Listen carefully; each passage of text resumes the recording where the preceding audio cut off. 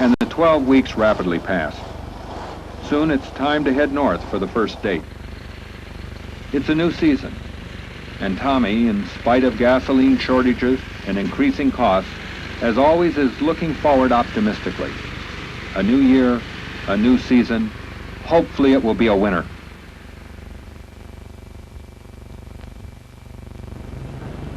It's 4 days and 1,500 miles later, and the Hannefords have arrived for the first date of the new season.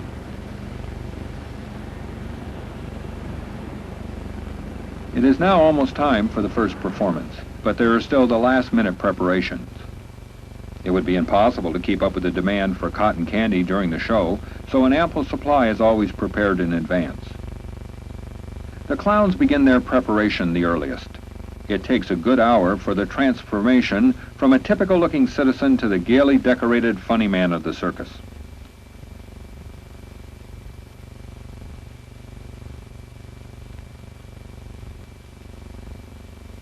At last, everything is ready. It is time for the audience to enter the arena and the show to begin. Ladies and gentlemen, boys and girls, Tajana!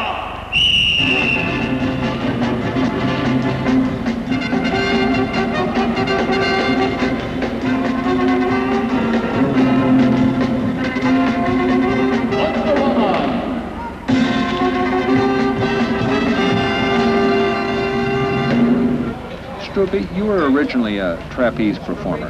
What type of act did you have? Single trapeze act was presented as Princess Tajana, the Indian goddess of flight. It was Tommy's creation, Tommy's idea.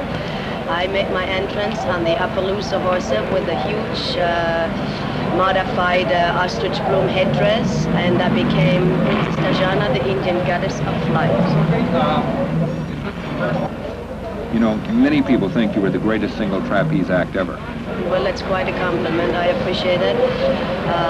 I would say that I was one of the better trapeze performers, yes. I was very proud to be Princess Tajana, and I was definitely, I think, a credit to showbiz, and hopefully that I will see somebody soon which will fulfill the same tricks I have done and become Princess Tajana again.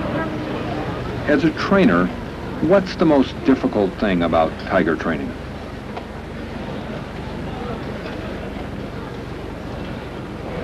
Well, the most difficult trick in itself, I think, is entering the arena and having the eyes on all 9 tigers, which is almost impossible. I could not do without getting attention called from the others. Then when we start performing, once the routine starts and they're paying attention to what's going on, then I've got it made. The most difficult trick is getting all the tigers to change over to do pyramids where 1, 2, 3, 4, 6 tigers leave the pedestal and got to come to the center and build that pyramid and then break, get them back to their seats without getting into any troubles. Why did you switch from a single trapeze act to wild animals? Yes, years back I fell off the trapeze, beg your pardon, I fell off the horse. And that was the end of the career for Princess Tajana. I damaged my shoulder and was not able to fulfill my top performance. The best tricks I used to do, I had to cut out, and I felt like Princess Tajana was not Tajana anymore, and that's what gave the idea of changing into something else, that I would ever wind up presenting wild animals. That I never thought. But here I am today. I'm Tajana, the wild animal trainer.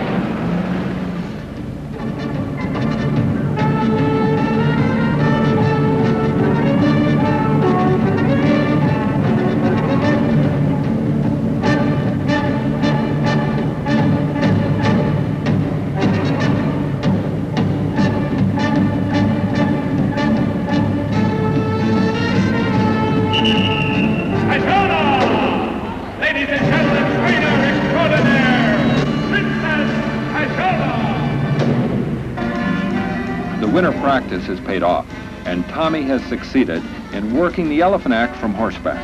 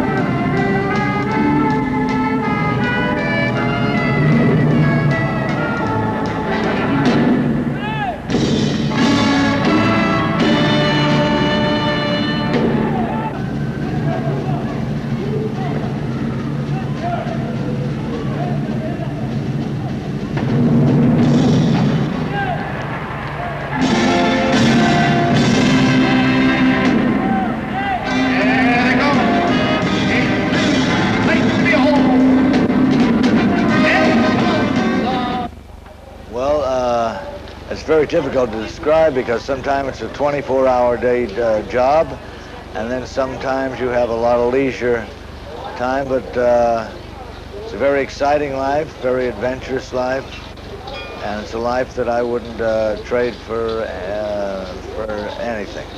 Have you ever thought of doing anything else? No, but at one time, Uncle Sam, I was his guest for a year and a half in the United States Army, and outside of that, we did nothing but be in the circus. When did you start riding? I started a little late. I was about 12 or 13 years old. However, Kay, my sister, started about 4 years old, and Brother George about 6. When did you start your own circus? About 10 years ago. Have you always had a bareback act in the circus? Oh, always. It's a tradition, and as long as I have a circus, it'll always be that way. Do you think you'll still be riding when you're 92? Well, I don't know, but I hope to. But I'll tell you one thing: every year, the horses get higher and higher. I wasn't born in the circus. I was married into the circus. Before that, I was a tow dancer on Broadway for several years with my sister.